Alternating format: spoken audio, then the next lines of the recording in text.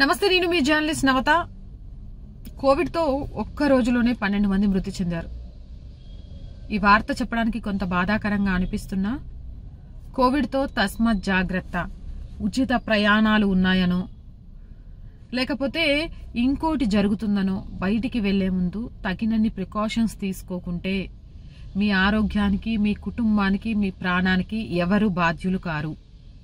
మళ్ళీ కోవిడ్ విజృంభణ జరుగుతోంది కాకుంటే అది భయపడాల్సిన అవసరం లేకుండా బాధ్యతాయుతంగా మనం తీసుకోవాల్సిన జాగ్రత్తలు మనం తీసుకుంటే ఖచ్చితంగా కూడా కోవిడ్ ని అదుపు చేయొచ్చు.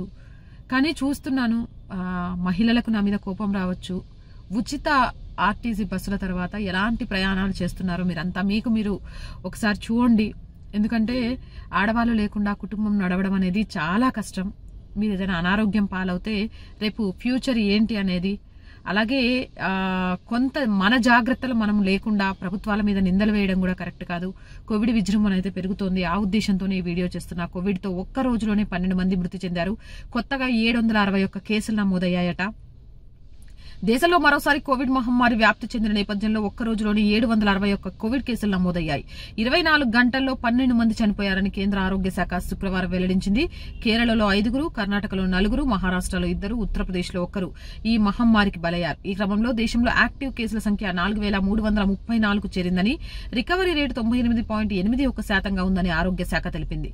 మరోవైపు దేశంలో కోవిడ్-19 ఉప వేరియంట్ GN1 కేసుల్ని గురువారం నాటికి 619 ఉన్నట్టుగా అధికారులు గుర్తించినట్టుగా తెలుస్తోంది. ఇక వీటిలో కర్ణాటకలో 199, కేరళలో 148, మహారాష్ట్రలో 110, గోవాలో 47, గుజరాత్ లో 36, ఆంధ్రప్రదేశ్ లో 30, తమిళనాడులో 28, ఢిల్లీలో 15, రాజస్థాన్ లో 4, తెలంగాణలో 2, ఒడిశా, హర్యానా ఒక్కొక్కటి కేసు నమోదయ్యాయి. మన దగ్గర కూడా JN1 కి సంబంధించి 2 కేసులు నమోదైనట్టుగా కూడా తెలుస్తోంది. దేశంలో పలు రాష్ట్రాల్లో ఇప్పటికే కోవిడ్ కొత్త వేరియంట్ అయితే విజృంభిస్తూనే ఉంది. భయపడాల్సిన అవసరం లేదు. ఇది భయపడడానికి కాదు.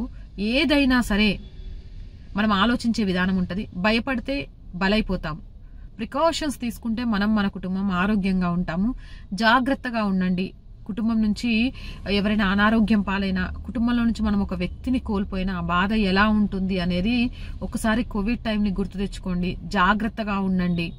ఆల్రెడీ 4000 కేసుల పైచిలుకు అయిపోయింది దేశవ్యాప్తంగా. కేరళ అటువైపు రాష్ట్రాల్లో అయితే ఘోరంగా ఉంది.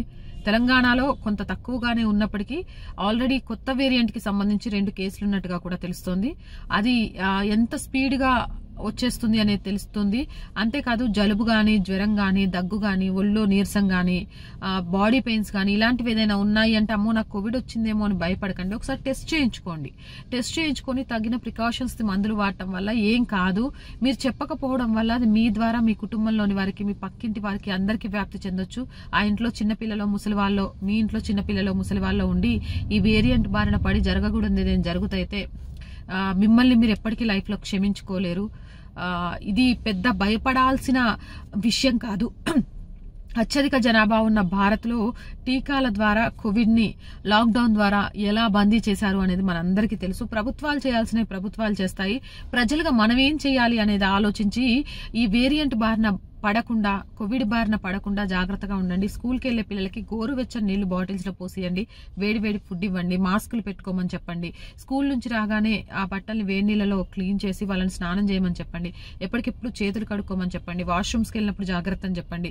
ఇంట్లో ఉన్న ముసలి వాళ్ళను అత్యవసరం అయితే తప్ప బయటికి వెళ్ళనివ్వకండి. మీరైనా సరే గుంపుగా ఉన్న ప్రదేశాల నుంచి అవాయిడ్ చేసే ప్రయత్నం చేయండి. అలాగే భౌతిక దూరాన్ని మాత్రమే పాటించండి. మీ చుట్టుపక్కల ఎవరైనా కోవిడ్ వచ్చి ఉంటే మాత్రం ఖచ్చితంగా వాళ్ళకు మానసిక ధైర్యాన్ని ఇచ్చే విధంగా వాళ్ళకి ఏమైనా కావాలి అంటే హెల్ప్ చేయండి. మీరు ఇచ్చే మానసిక ధైర్యమే ఆ కుటుంబానికి చాలా హెల్ప్ఫుల్ అవుతుంది. వాళ్ళు కూడా వెంటనే ఒక దగ్గర ఆ కాలనీలో వాళ్ళంతా ఆ ఇంట్లో కోవిడ్ వచ్చిందంటే చాలా హెల్ప్ఫుల్ గా ఉన్నారట, మానసిక ధైర్యాన్ని ఇచ్చారట, వాళ్ళకి కావాల్సిన వాటిలో హెల్ప్ చేశారట అంటే మిగిలిన ఎక్కడ వచ్చినా కూడా వాళ్ళు చెప్పడానికి భయపడకుండా ఉంటారు. దాని ద్వారా వ్యాప్తి చెందకుండా ఉంటుంది. కాబట్టి ఇలాంటి చిన్న చిన్న విషయాల్ని గమనించండి. కోవిడ్ వ్యాప్తిని నివారించండి అని మనస్ఫూర్తిగా కోరుకుంటున్నాను. ఇలాంటి మోర్ వీడియోస్ కోసం జర్నలిస్ట్ నవత ఛానల్ వెంటనే సబ్స్క్రైబ్ చేయండి. వీడియో నచ్చిందా లైక్ చేయండి, షేర్ చేయండి. మీ అభిప్రాయం ఏదైనా కామెంట్ రూపంలో తెలియజేయండి.